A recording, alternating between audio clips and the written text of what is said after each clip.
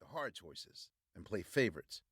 This whole thing, which had the potential to be a landmark event, could also result in angry faces and a ring around me.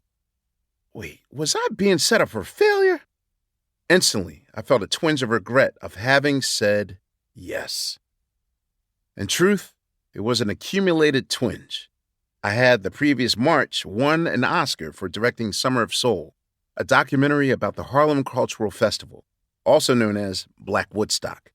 I created the movie in a relatively calm atmosphere that was ironically enabled by the broad international crisis of pandemic.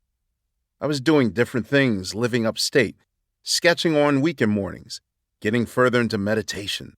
But in the wake of the Oscar, I was also in demand. People were seeking me out to direct more movies. I said yes to one offer and yes to a second, and before I knew it, I was down for half a dozen commitments. I remember a conversation with my ex-girlfriend, one of the last ones before we broke up. She was dismayed. "You learned absolutely nothing in the last 2 years," she said. "You told me that the less work you do and the more time you had to breathe, the more the stars aligned. You were working only on the things you wanted, and that felt good."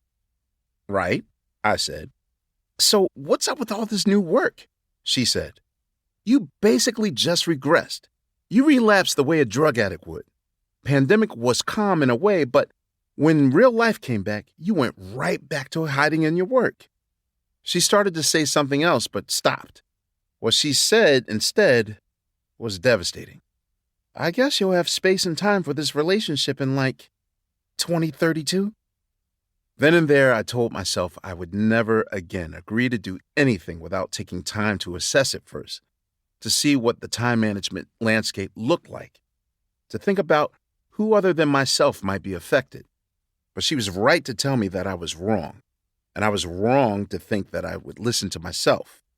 And here I was, having committed to a hip-hop 50 Grammy tribute that had the potential to burn a bunch of bridges while I was standing on them. One of the bridges that had started to burn was the relationship itself. The 2032 estimate now looked optimistic. That relationship, which had spanned the pandemic, started to end. And I did what she knew I'd do all along. I moved forward into more work. Specifically, I started on the Grammy Tribute Project. I made a demo. I put together an audio map of the hip-hop genre over the half-century from 1973, going from the earliest Bronx DJing to Jimmy Castor to Apache, and moving through all of it. Every song and artist I loved, all the ones that I just mentioned and all the ones I didn't, until I got to Glorilla or Ice Spice or whoever I thought best represented 2023. I made what I thought were all the hard choices. By the time I was finished, it was 33 minutes and 42 seconds. I knew that the Grammys weren't going to give me that much time, but maybe I could get close. I called Jesse and Dion and asked them how long I would have. 10 minutes, they said. Maybe 11. I thought they were joking. I was sure they were joking.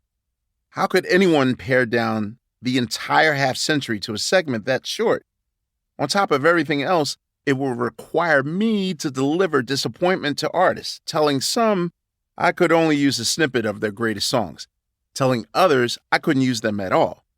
And what about the artists who are no longer sharp performers, or who I knew wouldn't be warmly received on TV or social media?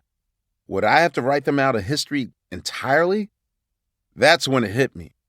They suckered me into being the bad cop. Is that why y'all came to me? To make me the bad cop? They started laughing, but the laughing didn't last that long. "These things that you're bringing up," they said, they sound like YPs instead of OPs, meaning your problem instead of our problem. A day later, I called Dion back. I'd worked with her on the Oscars when I was the de facto orchestra and quasi-host. I gave her a level with me talk. "Even though I'm a creative, I'm also a suit," I said. "So don't shield me like I'm an artist. Tell me the truth. How much time do I really have?" 10 to 11, she said. "Come on," I said. "You could tell me." I am telling you," she said. "There are other parts of the celebration."